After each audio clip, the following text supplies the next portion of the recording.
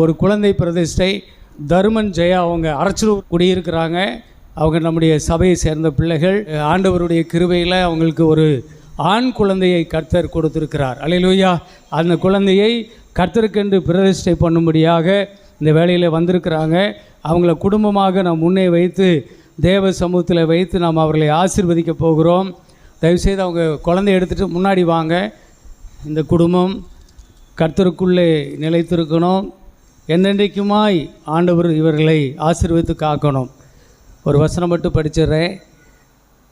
Mark 10ஆம் அதிகாரத்தில் 13ஆம் வசனத்தில் சிறு பிள்ளைகளை அவர் தொடும்படி அவர்களை அவரிடத்தில் கொண்டு வந்தார்கள். கொண்டு வந்த அவர்களை சீசர்கள் அதட்டினார்கள். இயேசு அதை கண்டு விசனமடைந்து, சிறு பிள்ளைகள் என்னிடத்தில் வருவதற்கு இடம் கொடுங்கள், அவர்களை தடை பண்ணாதிருங்கள், தேவனுடைய ராஜ்யம் அப்படிப்பட்டவர்களுடையது. எவனாயிலும் இந்த சிறு பிள்ளையைப் போல தேவனுடைய ராஜ்யத்தை ஏற்றுக்கொள்ளாவிட்டால் அவன் தேவனுடைய ராஜ்யத்தில் பிரவேசிப்பதில்லை என்று மெய்யாகவே உங்களுக்கு சொல்லுகிறேன். அவர்களை அணைத்து கொண்டு அவர்கள் மேல் கைகளை வைத்து அவர்களை ஆசீர்வதித்தார் இயேசு. ஆமேன். லூக்கா எழுதின சுவிசேஷத்தில் 2ஆம் அதிகாரத்தில் 21 இயேசு பூமியில் மரியாளுடைய கையில் ஒரு நாள் இருந்தார் இல்லையா? அப்போ சொல்லப்பட்ட வார்த்தை, பிள்ளைக்கு விருத்து சேதனம் பண்ண வேண்டிய 8ஆம் நாளிலே அது உற்பவிக்கிறதற்கு முன்னே தேவதூதனாலே சொல்லப்பட்டபடியே அதற்கு இயேசு என்று பெயரிட்டார்கள்.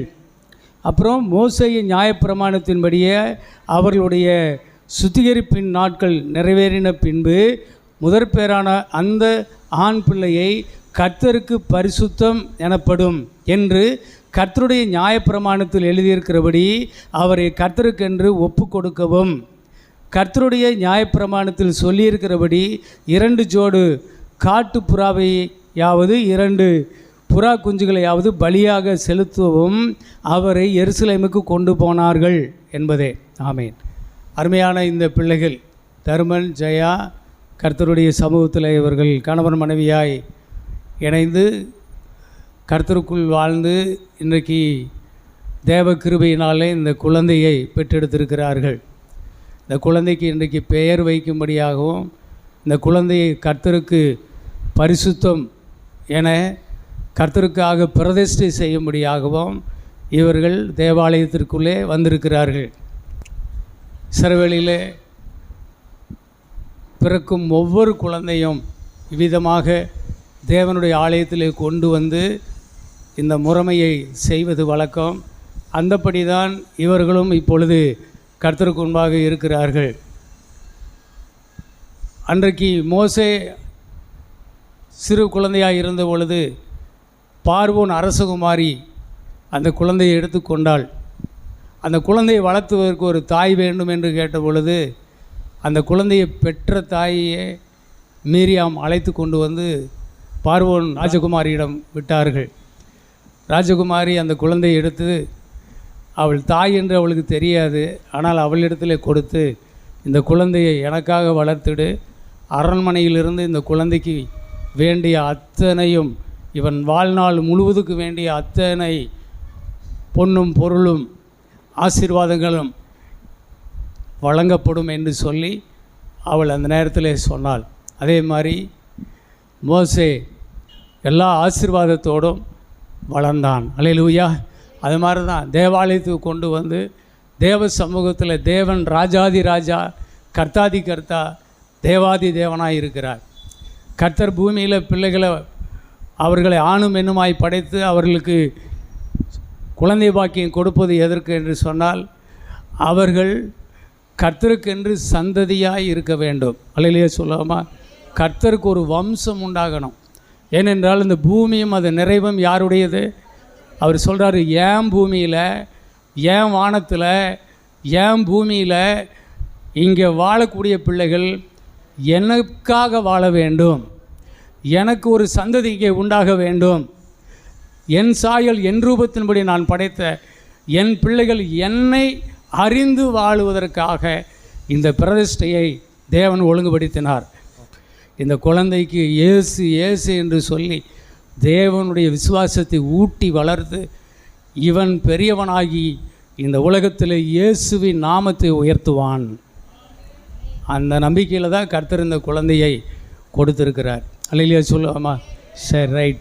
இப்பொழுது நான் கேட்குறேன், வேதவசனம் சொல்லுகிறது, சங்கீதம் 127:4 சொல்லுது, பிள்ளைகள் கர்த்தரால் வரும் சுதந்திரம், கர்ப்பத்தின் கனி அவரால் கிடைக்கும் பலன்.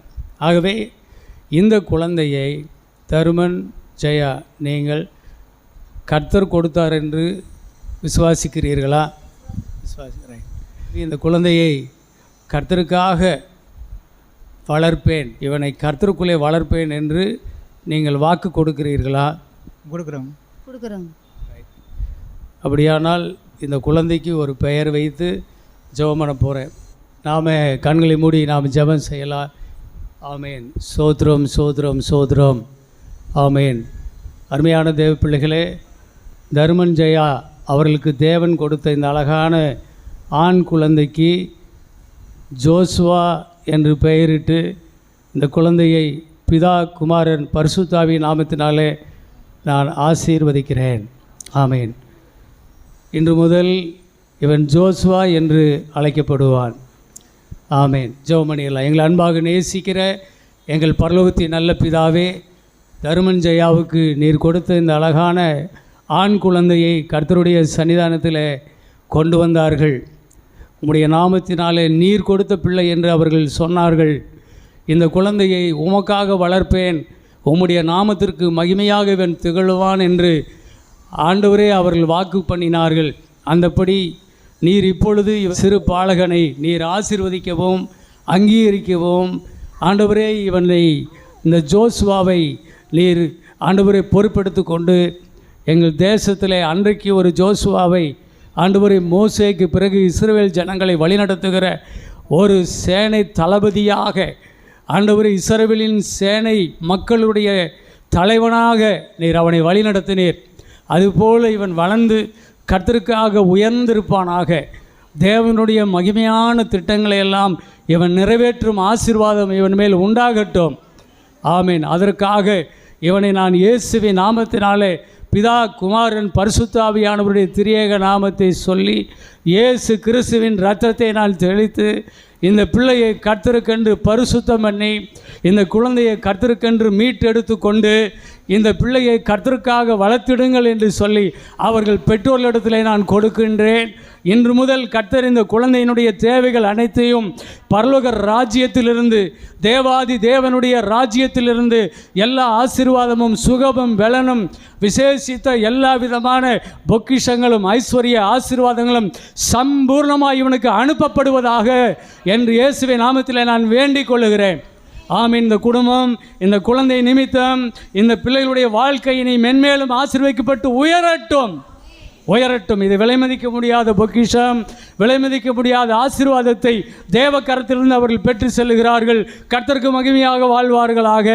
இயேசுவின் நாமத்தில் ஜெபிக்கிறோம் எங்கள் நல்ல பிதாவே. ஆமேன் ஆமேன். அல்லேலூயா அல்லேலூயா அல்லேலூயா. இன்று முதல் நீ ஜோசுவா ஜோசுவா ஜோசுவா ஜோசுவா என்று நீ அழைக்கப்படுவாய். ஆமேன் ஆமேன்.